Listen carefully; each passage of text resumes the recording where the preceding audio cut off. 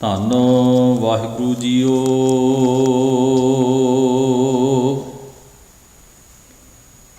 ਰਾਗ ਕੇਦਾਰਾ ਬਾਣੀ ਰਵਿਦਾਸ ਜੀਓ ਕੀ। ਇਕ ਓੰਕਾਰ ਸਤਿਗੁਰ ਪ੍ਰਸਾਦਿ। ਖਾਟ ਕਰਮੋਂ ਕੁਲ ਸੰਯੁਗਤ ਹੈ, ਹਰ ਭਗਤ ਹਿਰਦੈ ਨਾਹਿ। ਚਰਨਾਰ ਬਿੰਦ ਨਾ ਕਥਾ ਭਾਵੈ, ਸੁਪਚ ਤੁਲ ਸਮਾਨ।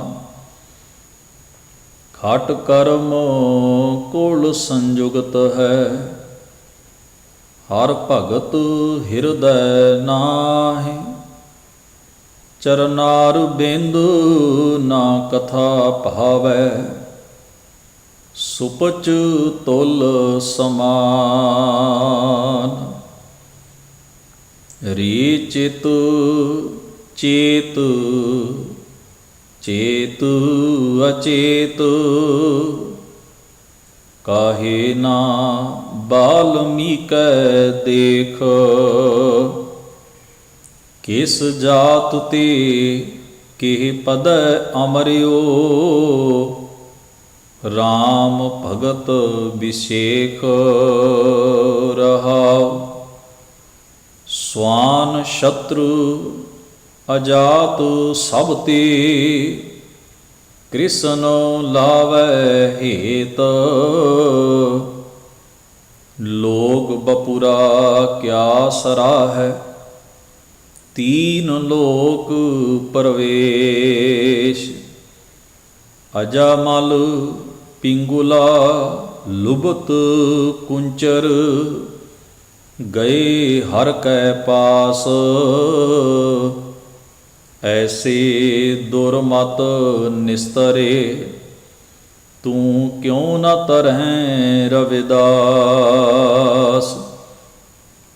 ਅਜਾਮਲ ਪਿੰਗੁਲਾ ਲੁਬਤ ਕੁੰਚਰ, ਗਏ ਹਰ ਕੈ ਪਾਸ। ਐਸੀ ਦੁਰਮਤ ਨਿਸਤਰੇ, ਤੂੰ ਕਿਉ ਨ ਤਰਹਿ ਰਵਿਦਾਸ। ਵਾਹਿਗੁਰੂ ਜੀ ਕਾ ਖਾਲਸਾ, ਵਾਹਿਗੁਰੂ ਜੀ ਕੀ ਫਤਿਹ। ਪਰਮ ਸਨਮਾਨਯੋਗ ਗੁਰੂ ਸਵਾਰੀ ਸਾਧ ਸੰਗਤ ਜੀਓ, ਸਤਿਗੁਰੂ ਜੀ ਦੀ ਅਪਾਰ ਬਖਸ਼ਿਸ਼ ਦੇ ਪਾਤਰ ਬਣ ਕੇ ਬੜੇ ਅਦਬ ਸਹਿਤ ਆਪ ਜੀ ਨੇ ਗੁਰਬਾਣੀ ਦੇ ਪਾਠ ਅਤੇ ਕੀਰਤਨ ਗੁਰੂ ਸਵਾਰਿਆਂ ਪਾਸੋਂ ਸ਼ਰਵਣ ਕੀਤੇ ਹਨ।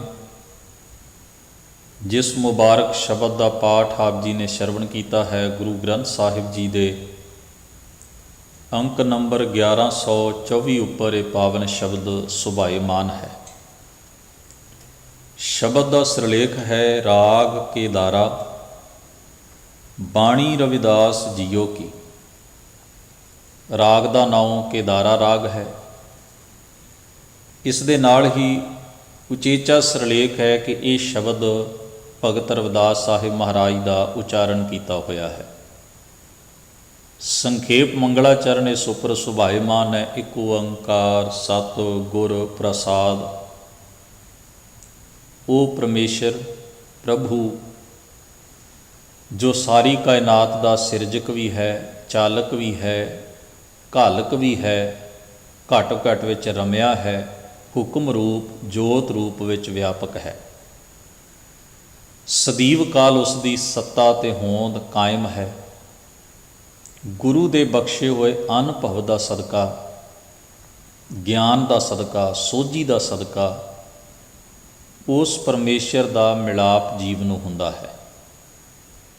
ਇਸ ਮੁਬਾਰਕ ਸ਼ਬਦ ਦਾ ਰਹਾਉ ਵਾਲਾ ਬੰਦ ਰੇ ਚਿਤ ਚੇਤ ਚੇਤ ਅਚੇਤ।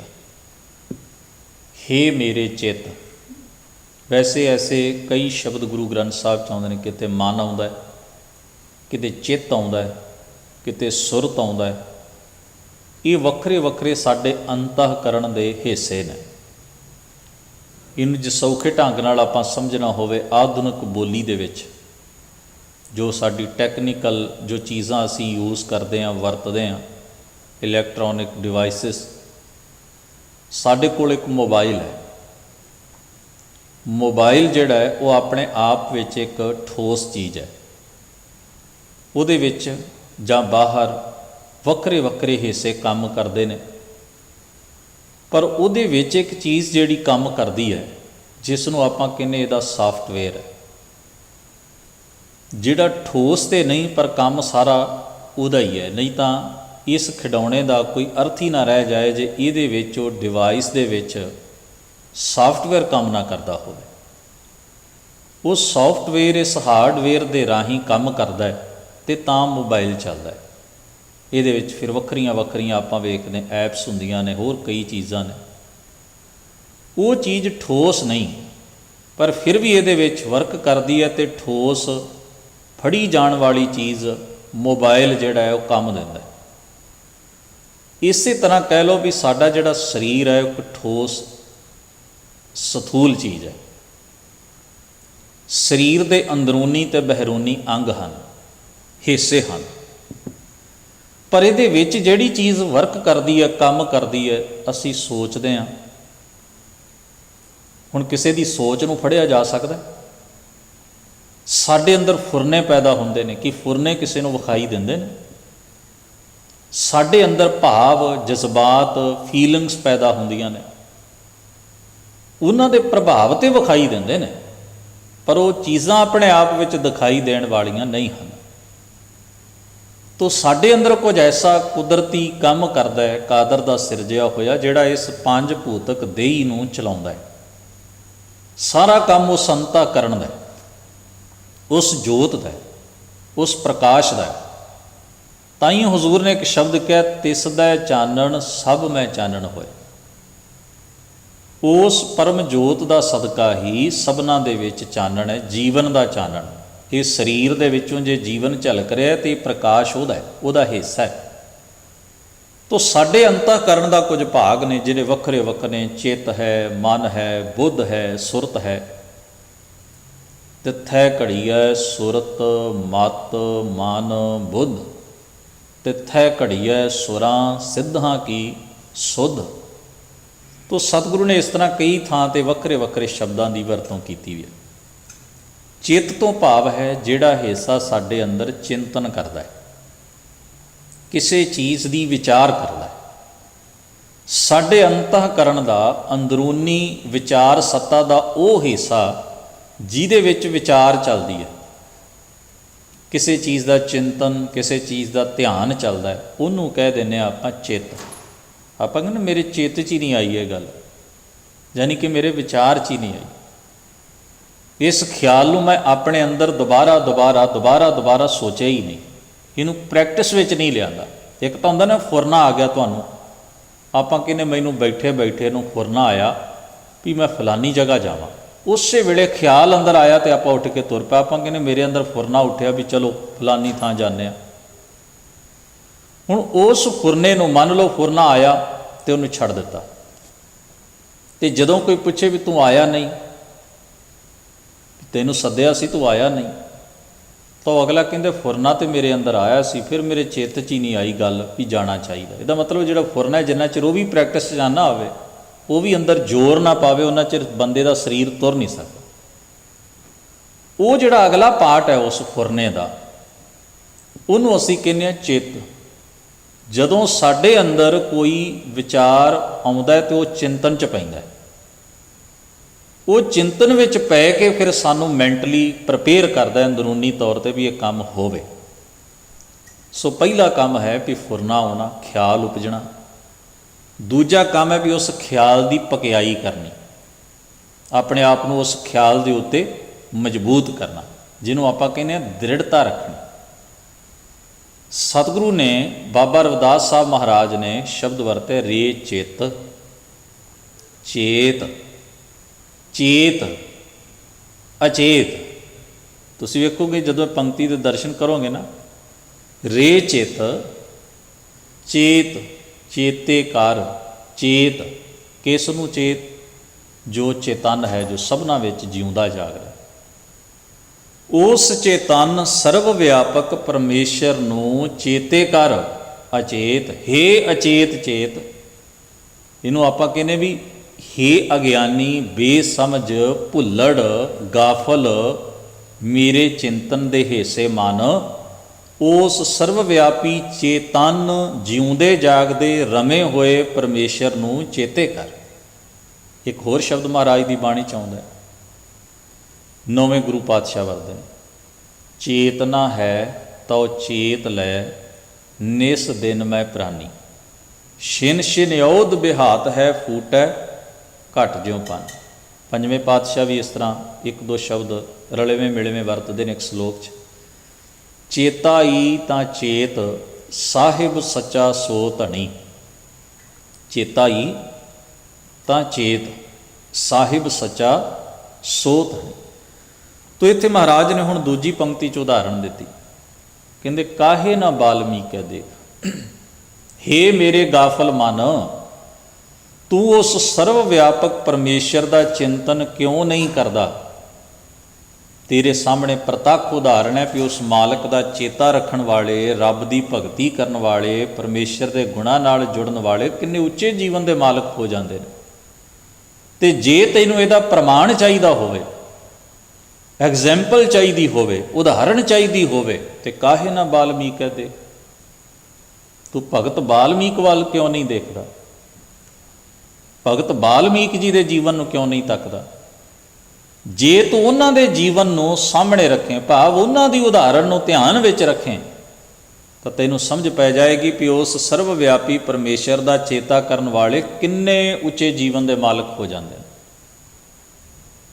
ਗੁਰੂ ਗ੍ਰੰਥ ਸਾਹਿਬ ਮਹਾਰਾਜ ਦੀ ਬਾਣੀ ਵਿੱਚ ਇੱਕ ਵਾਰ ਗੁਰੂ ਰਾਮਦਾਸ ਮਹਾਰਾਜ ਨੇ ਤੇ ਦੋ ਵਾਰ ਗੁਰੂ ਅਰਜਨ ਸਾਹਿਬ ਮਹਾਰਾਜ ਨੇ ਬਾਲਮੀਕ ਭਗਤ ਜੀ ਦਾ ਜ਼ਿਕਰ ਆਪਣੀ ਬਾਣੀ ਵਿੱਚ ਕੀਤਾ। ਤੇ ਬਾਬਾ ਰਵਿਦਾਸ ਸਾਹਿਬ ਜੀ ਨੇ ਸ਼ਬਦ ਵਿੱਚ ਕੀਤਾ, ਜਿਹਨੂੰ ਆਪਾਂ ਹੁਣ ਵਿਚਾਰ ਰਹੇ ਹਾਂ, ਜਿਸ ਨੂੰ ਆਪਾਂ ਸਮਝਣ ਦਾ, ਵਿਚਾਰਨ ਦਾ ਯਤਨ ਕਰ ਰਹੇ ਹਾਂ। ਕੁਝ ਇੱਕ ਦੋ ਨੁਕਤੇ ਬਹੁਤ ਲਾਜ਼ਮੀ ਨੇ ਇਸ ਸ਼ਬਦ ਦੇ ਪਰਥਾਏ ਸਮਝ ਲੈਣੇ। ਪਹਿਲਾ ਨੁਕਤਾ ਇਹ ਹੈ ਵੀ ਭਾਰਤੀ ਪਰੰਪਰਾ ਦੇ ਵਿੱਚ ਜਾਂ ਸਾਹਿਤ ਵਿੱਚ, ਕਿਉਂਕਿ ਸਾਹਿਤ ਲੋਕਾਂ ਦੀ ਮੈਂਟੈਲਿਟੀ ਨੂੰ ਕੱਢਦਾ ਹੈ, ਲਿਟਰੇਚਰ ਲੋਕਾਂ ਦੀ ਮਾਨਸਿਕਤਾ ਬਣਾਉਂਦਾ ਹੈ। ਲਿਟਰੇਚਰ, ਸਾਹਿਤ ਲਿਖਣ ਵਾਲੇ ਲੋਕ ਇੱਕ ਖਾਸ ਧਾਰਾ ਨੂੰ ਸਮਰਪਿਤ ਹੋਣ ਤਾਂ ਉਹ ਸਾਹਿਤ ਲਿਖਦੇ ਨੇ ਤੇ ਸਾਹਿਤ ਨੂੰ ਪ੍ਰਚਾਰਦੇ ਨੇ, ਤੇ ਉਸ ਸਾਹਿਤ ਨੂੰ, ਲਿਟਰੇਚਰ ਨੂੰ ਪ੍ਰਚਾਰ ਕੇ ਲੋਕਾਂ ਦੀ ਮਾਨਸਿਕਤਾ ਉਹੋ ਜਿਹੀ ਬਣਾ ਦਿੰਦੇ ਨੇ। ਜਿਵੇਂ ਮੈਂ ਇੱਕ ਦੋ ਉਦਾਹਰਨਾਂ ਦੇਣਾ, ਇਲੈਕਟ੍ਰੋਨਿਕ ਯੁੱਗ ਹੈ, ਭਾਰਤੀ ਕੋਈ ਵੀ ਟੀਵੀ ਚੈਨਲ ਲਾਉਂਗੇ, ਇੱਥੋਂ ਤੱਕ ਨਿਊਜ਼ ਚੈਨਲ ਚੱਲ ਰਿਹਾ, ਬੱਚਿਆਂ ਦੇ ਕਾਰਟੂਨ ਚੈਨਲ ਚੱਲ ਰਹੇ ਨੇ, ਕਾਰਟੂਨ ਨੈਟਵਰਕ ਚੈਨਲ ਚੱਲਦੇ ਨੇ, ਇਸ ਤੋਂ ਇਲਾਵਾ ਹੋਰ ਡਰਾਮਾ ਜਾਂ ਸੀਰੀਅਲ ਚੱਲਦੇ ਨੇ। ਉਹਨਾਂ ਸਾਰਿਆਂ ਦੇ ਵਿੱਚ ਜਿਹੜੇ ਕਲਚਰ ਨੂੰ ਵਿਖਾਇਆ ਜਾਂਦਾ ਹੈ, ਆਟੋਮੈਟਿਕਲੀ ਲੋਕ ਹੌਲੀ ਹੌਲੀ ਉਸ ਕਲਚਰ ਨੂੰ ਅਸੈਪਟ ਕਰਦੇ ਜਾਂਦੇ, ਕਿਉਂਕਿ ਉਹਦੇ ਵਿੱਚ ਜਿਹੜਾ ਪਹਿਰਾਵਾ, ਜਿਹੜੀ ਬੋਲੀ, ਜਿਹੜੀਆਂ ਰਸਮਾਂ ਨਿਭਾਉਂਦਿਆਂ ਉਹਨਾਂ ਨਾਟਕਾਂ ਜਾਂ ਚੀਜ਼ਾਂ 'ਚ ਵਿਖਾਈਆਂ ਜਾਣੀ, ਉਹ ਹੁਣ ਵੇਖ ਲਓ ਜਿਹੜੇ ਕਾਰਟੂਨ ਚੈਨਲ ਚੱਲਦੇ ਨੇ, ਉਹਨਾਂ ਵਿੱਚ ਬੱਚਿਆਂ ਨੂੰ ਜੋ ਜਿਸ ਤਰ੍ਹਾਂ ਦਾ ਕਾਰਟੂਨ, ਉਹਦੇ ਵਿੱਚ ਜੋ ਭਾਸ਼ਾ, ਜੋ ਬੋਲੀ, ਜੋ ਚੀਜ਼ਾਂ, ਜੋ ਕਲਚਰ ਉਹਦੇ ਰਾਹੀਂ ਡੋਜ਼ ਰੂਪ ਵਿੱਚ ਦਿੱਤਾ ਜਾਣਾ, ਖੁਰਾਕ ਰੂਪ ਵਿੱਚ, ਬੱਚੇ ਉਹਨੂੰ ਅਸੈਪਟ ਕਰ ਲੈਂਦੇ ਨੇ। ਤੋ ਪੁਰਾਣਾਂ ਦੀਆਂ ਕਥਾ ਕਹਾਣੀਆਂ ਨੂੰ ਨਾਟਕ ਬਣਾ ਕੇ ਜਦੋਂ ਕਾਰਟੂਨਾਂ ਦੇ ਰਾਹੀਂ, ਨਾਟਕਾਂ ਦੇ ਰਾਹੀਂ ਉਹੋ ਜਿਹੀਆਂ ਰਸਮਾਂ ਰੀਤਾਂ, ਕੁਝ ਤੁਸੀਂ ਹੈਰਾਨ ਹੋਵੋਗੇ, ਕੁਝ ਐਸੀਆਂ ਰਸਮਾਂ ਰੀਤਾਂ ਸਾਡੇ ਵਿਆਹਾਂ 'ਚ ਜਾਂ ਆਮ ਘਰਾਂ 'ਚ ਪੰਜਾਬ 'ਚ ਵੀ ਚੱਲ ਪਈਆਂ, ਜਿਹੜੀਆਂ ਪੰਜਾਬ ਦੇ ਕਲਚਰ ਦਾ ਹਿੱਸਾ ਹੀ ਨਹੀਂ ਸਨ। ਅਤੇ ਹੈਰਾਨੀ ਹੁੰਦੀ ਲੋਕਾਂ ਨੇ ਕਿਵੇਂ ਛੇਤੀ ਛੇਤੀ ਇਹਨਾਂ ਨੂੰ ਅਸੈਪਟ ਕਰ ਲਿਆ, ਕਿਉਂਕਿ ਟੀਵੀ ਵੇਖਦੇ ਨੇ ਲੋਕ, ਸੀਰੀਅਲ ਵੇਖਦੇ ਨੇ ਲੋਕ, ਇੱਕ ਨੇ ਕੀਤੀ, ਦੂਜੇ ਨੇ, ਤੀਜੇ ਨੇ, ਚੌਥੇ ਨੇ, ਪੰਜਵੇਂ ਨੇ, ਚਲਦਿਆਂ ਉਹ ਚੀਜ਼ਾਂ ਜਿਹੜੀਆਂ ਸਨ ਸਧਾਰਨ ਲੋਕਾਂ ਤੱਕ ਪਹੁੰਚ ਗਈਆਂ। ਲੋਕਾਂ ਨੂੰ ਲੱਗਿਆ ਸਾਡੇ ਕਲਚਰ ਦਾ ਹਿੱਸਾ, ਕਿਉਂਕਿ ਅਸੀਂ ਟੀਵੀ 'ਚ ਵੇਖਦੇ ਹਾਂ। ਲੋਕ ਆਪਣਾ ਧਰਮ ਗ੍ਰੰਥ ਉਹਨਾਂ ਨਹੀਂ ਪੜ੍ਹਦੇ, ਆਪਣੇ ਧਰਮ, ਆਪਣੀ ਰਵਾਇਤ, ਆਪਣੇ ਸੱਭਿਆਚਾਰ ਬਾਰੇ ਉਹਨਾਂ ਨਿੱਠ ਕੇ ਨਹੀਂ ਵੇਖਦੇ ਜਾਂ ਸੁਣਦੇ ਜਾਂ ਪੜ੍ਹਦੇ ਜਾਂ ਸਮਝਦੇ ਜਾਂ ਸਿੱਖਦੇ। ਟੀਵੀ 'ਤੇ ਹਰ ਘਰ 'ਚ ਹੈ, ਦੱਸਣ ਵਾਲਾ ਵਿਰਲੇ ਘਰ 'ਚ ਹੈ, ਸਿਖਾਉਣ ਵਾਲਾ ਕੋਈ ਵਿਰਲਾ ਹੈ, ਭਾਸ਼ਾ ਵਿਗਿਆਨੀ ਵਿਰਲੇ ਨੇ। ਕਿਸੇ ਸਿੱਖਣ ਵਾਸਤੇ ਤੁਹਾਨੂੰ ਚੇਚਾ ਜਾਣਾ ਪੈਂਦਾ, ਪਰ ਟੀਵੀ ਤਾਂ ਤੁਹਾਨੂੰ ਤੁਹਾਡੇ ਬੈਡਰੂਮ 'ਚ ਹੀ ਸਿਖਾ ਦਿੰਦਾ। ਤੁਸੀਂ ਰੋਟੀ ਖਾਂਦੇ ਹੋ ਤਾਂ ਟੀਵੀ ਤੁਹਾਨੂੰ ਸਿਖਾ ਰਿਹਾ, ਤੁਸੀਂ ਘਰ 'ਚ ਬੈਠੇ ਹੋ ਸੌਣ ਤੋਂ ਪਹਿਲਾਂ ਟੀਵੀ ਵੇਖਦੇ ਹੋ, ਉੱਠਦਿਆਂ ਟੀਵੀ ਵੇਖਦੇ ਹੋ। ਯਾਨੀ ਕਿ ਮੀਡੀਆ ਜਿਹੜਾ ਹੈ ਉਹ ਤੁਹਾਡੇ ਦਿਮਾਗ ਦੇ ਵਿੱਚ ਆਪਣੀ ਗੱਲ ਬਾਰ-ਬਾਰ, ਕੋਈ ਚੈਨਲ ਤੁਸੀਂ ਬਦਲੀ ਜਾਓ, ਇੱਕੋ ਚੀਜ਼ ਤੁਹਾਨੂੰ ਜੇ ਮਿਲਦੀ ਜਾਏ ਤੁਸੀਂ ਆਖੋਗੇ ਇਹੀ ਸਹੀ ਹੈ। ਇਹ ਮੈਂ ਉਦਾਹਰਣ ਦਿੱਤੀ ਹੈ ਕਿਉਂਕਿ ਇਹ ਵੀ ਅੱਜ ਕੱਲ੍ਹ ਇੱਕ ਸਾਹਿਤ ਦਾ ਪਾਰਟ ਬਣ ਗਿਆ, ਪ੍ਰਚਾਰ ਦਾ ਮਾਧਿਅਮ ਬਣ ਗਿਆ ਹੈ ਮੀਡੀਆ। ਤੋਂ ਮੀਡੀਆ ਪ੍ਰਚਾਰ ਦਾ ਅਸਰ ਕਿੰਨਾ ਡੂੰਘਾ ਹੁੰਦਾ, ਅਤੇ ਜਿਹੜੀਆਂ ਚੀਜ਼ਾਂ ਸਦੀਆਂ ਤੋਂ ਪ੍ਰਚਾਰੀਆਂ ਗਈਆਂ ਉਹ ਲੋਕਾਂ 'ਤੇ ਅਸਰ ਕਿਉਂ ਨਾ ਕਰਦੀਆਂ। ਇਹ ਉਦਾਹਰਣ ਦੇਣ ਦਾ ਮੇਰਾ ਭਾਵ ਇਹ ਹੈ।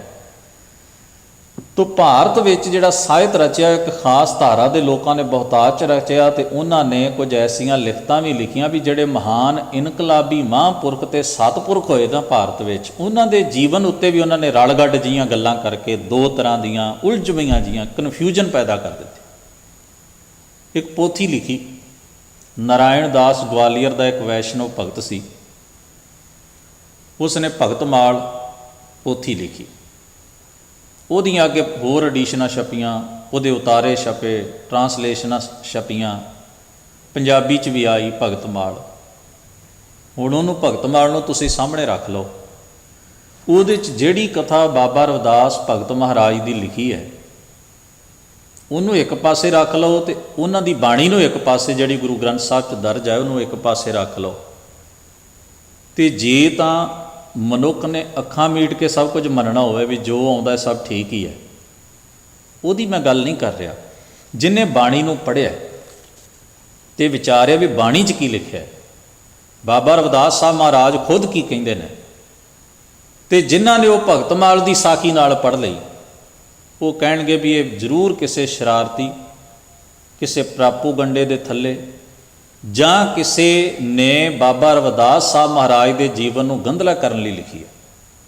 ਕਬੀਰ ਸਾਹਿਬ ਦੀ ਕਥਾ ਵੀ ਐਵੇਂ ਲਿਖੀ, ਬਾਬਾ ਨਾਮਦੇਵ ਸਾਹਿਬ ਦੀ ਕਥਾ ਵੀ ਐਵੇਂ ਲਿਖੀ, ਭਗਤ ਬਾਲਮੀਕ ਸਾਹਿਬ ਦੀ ਕਥਾ ਵੀ ਐਵੇਂ ਲਿਖੀ।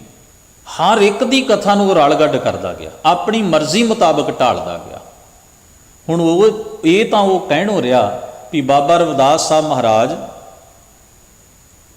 ਇੱਕ ਚਮੜੇ ਦੀ ਕਿਰਤ ਕਰਨ ਵਾਲਿਆਂ ਦੇ ਪਰਿਵਾਰ 'ਚ ਪੈਦਾ ਨਹੀਂ, ਇਹ ਤੋਂ ਤਾਂ ਉਹ ਮੁੱਕਰ ਨਹੀਂ ਸੀ ਸਕਦਾ, ਕਿਉਂਕਿ ਬਾਣੀ 'ਚ ਲਿਖਿਆ ਅਤੇ ਸਾਰਾ ਜਗਤ ਜਾਣਦਾ ਇਸ ਗੱਲ ਨੂੰ।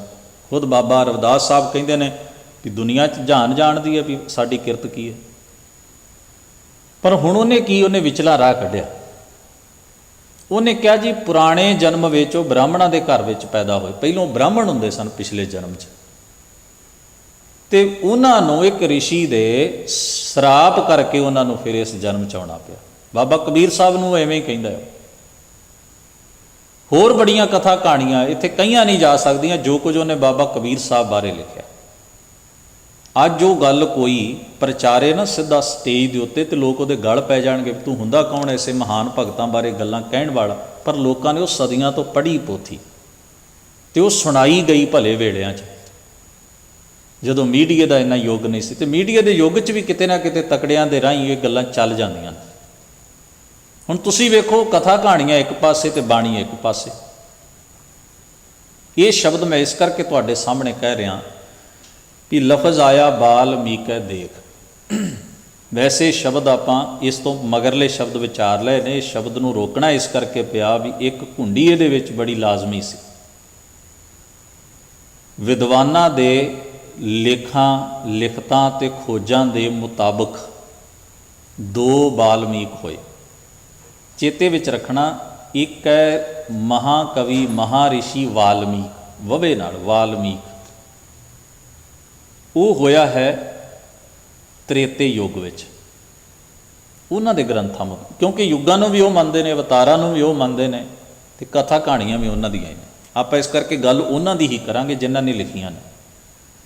ਤ੍ਰੇਤੇ ਯੁੱਗ ਵਿੱਚ ਹੋਇਆ, ਜਿਸ ਨੇ ਰਾਮ ਚੰਦਰ ਜੀ ਦੇ ਪਰਿਵਾਰ ਨੂੰ ਢੋਈ ਦਿੱਤੀ। ਸੀਤਾ ਜੀ ਨੂੰ, ਜਿਸ ਦੇ ਆਸ਼ਰਮ ਦੇ ਵਿੱਚ ਰਾਮ ਜੀ ਦੇ ਪੁੱਤਰਾਂ ਦਾ ਜਨਮ, ਉਹ ਸਾਰੀ ਕਥਾ ਜਾਣਦੇ ਨੇ ਲੋਕ, ਰਮਾਇਣ ਉਹਨੇ ਲਿਖੀ।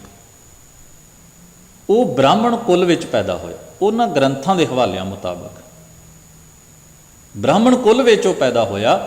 ਇਸ ਕਰਕੇ ਉਹਦੀ ਰਮਾਇਣ ਲਿਖੀ ਹੋਈ ਜਿਹੜੀ ਹੈ ਉਹ ਰਾਮ ਜੀ ਦੇ ਸੰਬੰਧ ਵਿੱਚ ਹੈ। ਉਹਨੂੰ ਕਿਹਾ ਜਾਂਦਾ ਵਾਲਮੀਕ, ਵਵੇ ਨਾਲ।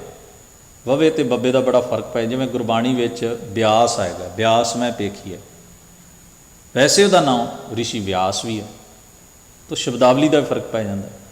ਜਿਸ ਵਾਲਮੀਕ ਜੀ ਦਾ ਉਦਾਹਰਣ ਬਾਬਾ ਰਵਿਦਾਸ ਸਾਹਿਬ ਦੇ ਰਹੇ ਨੇ, ਇਹ ਬ੍ਰਾਹਮਣ ਕੁਲ ਨਾਲ ਸੰਬੰਧ ਨਹੀਂ ਰੱਖਦੇ। ਇਹ ਭਗਤ ਵਾਲਮੀਕ ਨੇ, ਇੱਕ ਦੂਜੇ ਵਾਲਮੀਕ ਨੇ। ਇਹਨਾਂ ਦਾ ਜ਼ਿਕਰ ਵੀ ਉਹਨਾਂ ਗ੍ਰੰਥਾਂ ਦੇ ਮੁਤਾਬਕ ਜਿਹੜਾ ਇਹ ਹੈ ਵੀ ਇਹ ਹੋਏ ਦੁਆਪਰ ਯੁੱਗ ਵਿੱਚ। ਦੁਆਪਰ ਯੁੱਗ, ਇਹਨਾਂ ਬਾਰੇ ਇੱਕ ਕਥਾ ਵੀ ਉਹਨਾਂ ਨੇ ਘੜੀ ਆਪਣੇ ਗ੍ਰੰਥਾਂ 'ਚ। ਕਥਾ ਇਹ ਘੜੀ ਵੀ ਪਾਂਡਵਾਂ ਨੇ ਯੱਗ ਕੀਤਾ ਤੇ ਯੱਗ ਸੰਪੂਰਨ ਨਾ ਹੋਇਆ। ਉਹ ਚਲੇ ਗਏ ਕ੍ਰਿਸ਼ਨ ਜੀ ਕੋਲ, ਤੋਂ ਉਹਨਾਂ ਨੇ ਕਿਹਾ ਭਗਵਾਨ ਵੀ ਸਾਡਾ ਯੱਗ, ਅਸੀਂ ਇੰਨੀ ਸੇਵਾ ਕੀਤੀ, ਯੱਗ ਸੰਪੂਰਨ। ਉਹ ਕਹਿੰਦੇ ਵੀ ਇੱਕ ਮਹਾਤਮਾ ਰਹਿ ਗਿਆ ਜਿਹਨੂੰ ਤੁਸੀਂ ਸੱਦਾ ਨਹੀਂ ਦਿੱਤਾ, ਜਿੰਨਾ ਚਿਰ ਉਹ ਨਹੀਂ ਆਏਗਾ ਤੁਹਾਡਾ ਯੱਗ ਮੁਕੰਮਲ ਨਹੀਂ ਹੋ ਸਕਦਾ। ਉਹ ਕੌਣ ਸਨ? ਤਥਾ ਕਥਿਤ ਬ੍ਰਾਹਮਣਾਂ ਦੀ ਬਣਾਈ ਵਰਣ ਵੰਡ ਮੁਤਾਬਕ ਇੱਕ ਅਛੂਤ, ਤਥਾ ਕਥਿਤ ਅਛੂਤ, ਗੁਰਮਤ ਨਹੀਂ ਮੰਨਦੀ, ਉਹਨਾਂ ਦੀ ਮੈਂ ਗੱਲ ਸੁਣਾ ਰਿਹਾ ਤੁਹਾਨੂੰ। ਉਹਨਾਂ ਦੇ ਕਹੇ ਮੁਤਾਬਕ ਤਥਾ ਕਥਿਤ ਅਛੂਤ ਜਾਤੀ ਨਾਲ ਸੰਬੰਧ ਰੱਖਦੇ ਸਨ ਵਾਲਮੀਕ ਭਗਤ। ਉਹ ਆਏ ਤੇ ਯੱਗ ਸੰਪੂਰਨ, ਇਹ ਉਹਨਾਂ ਦੀ ਕਥਾ ਹੈ। ਇਹਦੇ ਨਾਲ ਦੋ ਵਾਲਮੀਕ ਹੋਏ, ਇੱਕ ਮਹਾਕਵੀ ਵਾਲਮੀਕ ਹੋਇਆ ਤ੍ਰੇਤੇ ਯੁੱਗ ਵਿੱਚ, ਜਿਹਨੇ ਰਾਮ ਜੀ ਦੀ ਕਥਾ ਲਿਖੀ ਹੈ। ਇੱਕ ਦੁਆਪਰ ਯੁੱਗ ਵਿੱਚ ਵਾਲਮੀਕ ਭਗਤ ਹੋਏ, ਜਿਹੜੇ ਬ੍ਰਾਹਮਣ ਪਰਿਵਾਰ ਨਾਲ ਸੰਬੰਧ ਨਹੀਂ ਰੱਖਦੇ, ਪਰ ਉਹਨਾਂ ਨੂੰ ਭਗਤ ਦਾ ਉੱਚਾ ਰੁਤਬਾ ਮਿਲਿਆ।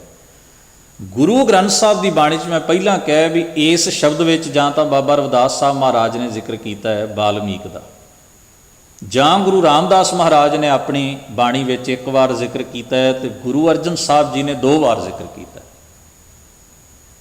ਧੰਨ ਗੁਰੂ ਰਾਮਦਾਸ ਮਹਾਰਾਜ ਕਹਿੰਦੇ ਨੇ, ਸਤਿਗੁਰੂ ਫਰਮਾਉਂਦੇ ਨੇ, ਮੇਰੇ ਮਨ ਨਾਮ ਜਪਤ ਤਰਿਆ, ਧੰਨਾ ਜੱਟ ਵਾਲਮੀਕ ਬਟਵਾਰਾ। ਬਟਵਾਰਾ ਸ਼ਬਦ ਵਰਤਿਆ, ਇਹਦਾ ਮੈਂ ਅੱਗੇ ਜਾ ਕੇ ਜ਼ਿਕਰ ਕਰਾਂਗੇ ਵੀ ਕਿਉਂ ਵਰਤਿਆ। ਤੇ ਸਤਿਗੁਰੂ ਸੱਚੇ ਪਾਤਸ਼ਾਹ ਧੰਨ ਗੁਰੂ ਅਰਜਨ ਸਾਹਿਬ ਮਹਾਰਾਜ ਨੇ ਕਿਹਾ, ਉਹ ਫਰਮਾਉਂਦੇ ਨੇ, ਵਾਲਮੀਕੈ ਹੋਆ ਸਾਧ ਸੰਗ, ਧਰੂ ਕੋ ਮਿਲਿਓ ਹਰ ਨਿਸੰਗ। ਤੇ ਤੀਜਾ ਪ੍ਰਮਾਣ ਉਹਨਾਂ ਨੇ ਵਰਤਿਆ, ਵਾਲਮੀਕ ਸੁਪਚਾਰੋ ਤਰਿਓ ਬੱਧਿਕ ਤਰੇ ਵਿਚਾਰਿਓ। ਉੱਥੇ ਸੁਪਚਾਰੋ ਸ਼ਬਦ ਜਿਹੜਾ ਹੈ ਨਾਲ ਵਰਤਿਆ। 1-2 ਸ਼ਬਦ ਨੇ ਜਿਨ੍ਹਾਂ ਨੂੰ ਆਪਾਂ ਵਿਚਾਰਨ ਦੀ ਕੋਸ਼ਿਸ਼ ਕਰਾਂਗੇ। ਹੁਣ ਇਹ 2 ਵਾਰ ਗੁਰੂ ਅਰਜਨ ਸਾਹਿਬ ਨੇ, 1 ਵਾਰ ਗੁਰੂ ਰਾਮਦਾਸ ਮਹਾਰਾਜ ਨੇ, 3 ਵਾਰ, ਤਿੰਨੇ ਵਾਰ ਹੀ ਬੱਬੇ ਨਾਲ ਸ਼ਬਦ ਵਰਤਿਆ ਵਾਲਮੀਕ। ਤੇ ਬਾਬਾ ਰਵਿਦਾਸ ਸਾਹਿਬ ਜੀ ਨੇ ਵੀ ਜਿਹੜਾ ਸ਼ਬਦ ਵਰਤਿਆ ਉਹ ਵਾਲਮੀਕ ਹੈ, ਬੱਬੇ ਨਾਲ ਹੀ ਵਰਤਿਆ। ਤੋ ਇਹਦਾ ਸਪਸ਼ਟ ਭਾਵ ਹੈ ਵੀ ਇਹ ਕਿਸ ਵਾਲਮੀਕ ਭਗਤ ਜੀ ਦੀ ਗੱਲ ਹੋ ਰਹੀ। ਕਾਹੇ ਨਾ ਵਾਲਮੀਕ ਹੈ ਦੇਖ, ਤੂੰ ਵਾਲਮੀਕ ਜੀ ਵੱਲ ਕਿਉਂ ਨਹੀਂ ਦੇਖਦਾ, ਕਿਸ ਜਾਤ ਤੇ ਕੇ ਪਦੈ ਅਮਰਿਓ। ਤਥਾ ਕਥਿਤ ਜਿਸ ਭਾਰਤੀ ਪਰੰਪਰਾ ਦੀ ਬਣਾਈ ਨੀਵੀਂ ਜਾਤ ਵਿੱਚ ਉਹ ਸਨ, ਉਹਨਾਂ ਨੂੰ ਮੰਨਿਆ ਜਾਂਦਾ ਸੀ ਵੀ ਇਹਨਾਂ ਦੀ ਸ਼੍ਰੇਣੀ, ਜਿਵੇਂ ਬਾਬਾ ਰਵਿਦਾਸ ਜੀ ਬਾਰੇ ਮੰਨਿਆ ਜਾਂਦਾ ਸੀ, ਕਬੀਰ ਜੀ ਬਾਰੇ ਮੰਨਿਆ ਜਾਂਦਾ ਸੀ। ਉਹ ਵਕਤ ਨੇ ਵੇਖੋ ਕਿਸ ਜਗ੍ਹਾ ਤੋਂ ਉੱਠ ਕੇ ਕਿਸ ਪਦਵੀ ਤੇ ਉਹ ਪਹੁੰਚੇ, ਕਿਸ ਜਗ੍ਹਾ ਤੋਂ ਉੱਠ ਕੇ ਕੀ ਮੰਨੇ ਜਾਂਦੇ ਸਨ ਉਹ, ਪਰ ਉਹਨਾਂ ਨੇ ਪਰਮੇਸ਼ਰ ਦੀ ਭਗਤੀ ਰਾਹੀਂ ਕਿਹੜਾ ਉੱਚਾ ਰੁਤਬਾ ਪ੍ਰਾਪਤ ਕਰ ਲਿਆ, ਰਾਮ ਭਗਤ ਵਿਸ਼ੇਖ। ਕਹਿੰਦੇ ਨੇ ਪਰਮੇਸ਼ਰ ਦੀ ਭਗਤੀ ਬੰਦਗੀ ਨੇ ਉਹਨਾਂ ਨੂੰ ਵਿਸ਼ੇਸ਼ ਬਣਾ ਦਿੱਤਾ, ਉੱਚਾ ਬਣਾ ਦਿੱਤਾ, ਉਹਨਾਂ ਦਾ ਉਹ ਰੁਤਬਾ ਬਣਾ ਦਿੱਤਾ ਜਿਹਦਾ ਉਹ ਇਹ ਸ਼ਬਦ ਵਿੱਚ ਜ਼ਿਕਰ ਕਰਦੇ ਨੇ ਵੀ 3 ਲੋਕ ਰਲ ਕੇ ਵੀ ਉਹਨਾਂ ਦੀ ਸਿਫਤ ਵਿੱਚ ਕੁਝ ਕਹਿ ਦੇਣ ਤੇ ਤਾਂ ਵੀ ਉਹਨਾਂ ਦੇ ਰੁਤਬੇ ਤੱਕ ਨਹੀਂ ਪਹੁੰਚ ਸਕਦੀ। ਆਰੰਭ ਦੇ ਬਚਨ ਵਿੱਚ ਕਿਹਾ, ਖਟ ਕਰਮ ਕੁੱਲ ਸੰਯੁਗਤ ਹੈ। ਖਟ ਕਰਮ ਸ਼ਾਸਤਰਾਂ ਵਿੱਚ 6 ਕਰਮ ਦੱਸੇ ਨੇ, ਵਿਦਿਆ ਪੜ੍ਹਨੀ, ਵਿਦਿਆ ਪੜ੍ਹਾਉਣੀ, ਦਾਨ ਦੇਣਾ, ਦਾਨ ਲੈਣਾ, ਯੱਗ ਕਰਨਾ, ਯੱਗ ਕਰਾਉਣਾ। ਇਹ 6 ਕਰਮ ਬ੍ਰਾਹਮਣ ਜਾਤੀ ਦਾ। ਜਿਹੜਾ ਬ੍ਰਾਹਮਣ ਇਹ 6 ਕਰਮ ਕਰਦਾ ਉਹ ਉੱਤਮ ਬ੍ਰਾਹਮਣ ਹੈ। ਤੇ ਕਾਰੇ ਬ੍ਰਾਹਮਣ ਹੀ ਸਕਦਾ। ਤੇ ਬ੍ਰਾਹਮਣਾਂ ਵਿੱਚੋਂ ਵੀ ਜਿਹੜਾ ਇਹ 6 ਕੰਮ ਕਰੇ ਉਹ ਸਭ ਤੋਂ ਉੱਤਮ ਬ੍ਰਾਹਮਣ। ਖਟ ਕਰਮ ਕੁਲ ਸੰਯੁਕਤ ਹੈ।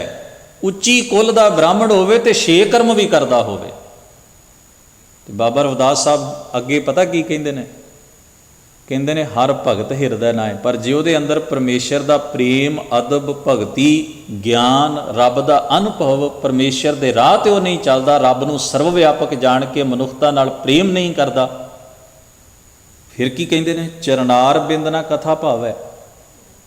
ਜੇ ਉਹਦਾ ਮਨ ਪਰਮੇਸ਼ਰ ਦੇ ਗੁਣਾਂ ਵਿੱਚ ਰਚਿਆ ਨਹੀਂ, ਰੱਬ ਦੇ ਰਾਹ ਦਾ ਉਹ ਪਾਂਧੀ ਨਹੀਂ, ਜੇ ਉਹ ਪਰਮੇਸ਼ਰ ਨੂੰ ਸਰਵ ਵਿਆਪਕ ਜਾਣ ਕੇ ਉਸ ਨਾਲ ਇੱਕ ਸੁਰ ਨਹੀਂ, ਉਹ ਰੱਬ ਵਾਲਾ ਨਹੀਂ ਬਣਿਆ, ਕਰਮ ਭਾਵੇਂ 6 ਕਰਦਾ ਹੈ, ਉੱਚੀ ਕੁੱਲ ਦਾ ਹੈ, ਕਹਿੰਦੇ ਨੇ ਸੁਪਚ ਤੁਲ ਸਮਾਨ, ਉਹ ਚੰਡਾਲ ਦੇ ਸਮਾਨ ਹੈ। ਹੁਣ ਤੁਸੀਂ ਵੇਖੋ, ਇਹ ਕੰਪੇਅਰ ਕੀਤਾ, ਕਹਿੰਦੇ ਅਸਲ ਚੰਡਾਲ ਤਾਂ ਉਹ ਹੈ। ਬਾਣੀ ਵਿੱਚ ਕਿਸੇ ਜਾਤੀ ਨੂੰ, ਕਿਸੇ ਬਰਾਦਰੀ ਨੂੰ ਮਾੜਾ ਨਹੀਂ ਕਿਹਾ ਗਿਆ, ਭਾਵੇਂ ਕੋਈ ਬ੍ਰਾਹਮਣ ਹੋਵੇ ਤੇ ਭਾਵੇਂ ਕੋਈ ਤਥਾਕਥਿਤ। ਗੁਰਬਾਣੀ ਤਾਂ ਇਹ ਕਹਿੰਦੀ ਹੈ ਵੀ ਸਾਰੇ ਹੀ ਬਰਾਬਰ ਨੇ। ਗੁਰਮਤ ਜਾਤ ਪ੍ਰਣਾਲੀ ਨੂੰ ਮੰਨਦੀ ਹੀ ਨਹੀਂ, ਗੁਰਮਤ ਕਰਮ ਪ੍ਰਣਾਲੀ ਨੂੰ ਮੰਨਦੀ। ਜਿਹਦਾ ਕਰਮ ਚੰਗਾ ਹੈ ਉੱਚਾ ਹੈ, ਜਿਹਦਾ ਕਰਮ ਨੀਵਾਂ ਹੈ ਉਹ ਨੀਵਾਂ। ਖਸਮ ਵਿਸਾਰੈ ਤੇ ਕਮਜ਼ਾਤ, ਨਾਨਕ ਨਾਮੈ ਬਾਸ ਨਾ। ਪਰ ਕਿਉਂਕਿ ਹੁਣ ਜਿਨ੍ਹਾਂ ਨੂੰ ਸਮਝਾਇਆ ਜਾਣਾ ਉਹ ਪਹਿਲਾਂ ਹੀ ਵੰਡੀਆਂ ਵਿੱਚ ਪਏ ਹੋਏ ਨੇ, ਤੇ ਉਹ ਜੋ ਕੁਝ ਮੰਨਦੇ ਨੇ ਫਿਰ ਉਹਨਾਂ ਦੇ ਮੁਤਾਬਕ ਹੀ ਸਾਰੀ ਗੱਲ ਕਰਨੀ ਪੈਣੀ ਹੈ ਨਾ। ਇਸ ਕਰਕੇ ਸ਼ਬਦਾਵਲੀ ਵੀ ਉਹ ਵਰਤਣੀ ਪਈ। ਕਹਿੰਦੇ ਨੇ ਉਹ ਚੰਡਾਲ ਦੇ ਸਮਾਨ ਹੈ। ਭਾਰਤ ਵਿੱਚ ਚੰਡਾਲ ਇੱਕ ਜਾਤੀ ਹੈ, ਬ੍ਰਾਹਮਣੀ ਵੰਡ ਵਿਹਾਰ ਮੁਤਾਬਕ। ਕਹਿੰਦੇ ਨੇ ਸ਼ੂਦਰ ਬ੍ਰਾਹਮਣ ਔਰਤ ਨਾਲ ਵਿਆਹ ਕਰ ਲਏ ਤੇ ਉਸ ਤੋਂ ਜਿਹੜੇ ਬੱਚੇ ਪੈਦਾ ਹੋਣਗੇ ਉਹ ਚੰਡਾਲ ਹੋਣਗੇ। ਉਹ ਸਭ ਤੋਂ ਨਖਿੱਧ ਜਾਤੀ ਉਹਨੂੰ ਮੰਨਿਆ ਗਿਆ। ਚੰਡਾਲ ਉਹ ਜਾਤੀ ਮੰਨੀ। ਭਾਈ ਕਾਹਨ ਸਿੰਘ ਜੀ ਨਾਭਾ ਲਿਖਦੇ ਨੇ ਵੀ ਬ੍ਰਾਹਮਣ ਔਰਤ ਸ਼ੂਦਰ ਨਾਲ ਵਿਆਹ ਕਰ ਲੈ ਤੇ ਉਸ ਤੋਂ ਜਿਹੜੇ ਬਾਲ ਬੱਚੇ ਔਲਾਦ ਪੈਦਾ ਹੋਏ ਉਹਨੂੰ ਚੰਡਾਲ ਕਿਹਾ ਜਾਂਦਾ। ਤੇ ਉਹਨਾਂ ਨੂੰ ਚੰਗਾ ਸ਼ਿਕਾਰ ਖੇਡਣ ਦਾ ਵੀ ਹੱਕ ਨਹੀਂ, ਕਿ ਉਹ ਸ਼ਿਕਾਰ ਜੇ ਖੇਡਣ ਨਾ ਤੇ ਨਖਿੱਧ ਚੀਜ਼ਾਂ ਦਾ ਸ਼ਿਕਾਰ। ਵੇਖੋ ਤੁਸੀਂ, ਅਜੀਬ ਕਿਸਮ ਦੀ ਗੱਲ ਹੈ ਵੀ ਉਹ ਜੰਗਲਾਂ 'ਚ ਵੀ ਰਹਿਣ ਤੇ ਉੱਥੇ ਵੀ ਉਹ ਮਨ ਮਰਜ਼ੀ ਦਾ ਸ਼ਿਕਾਰ ਨਾ ਕਰ ਸਕਣ।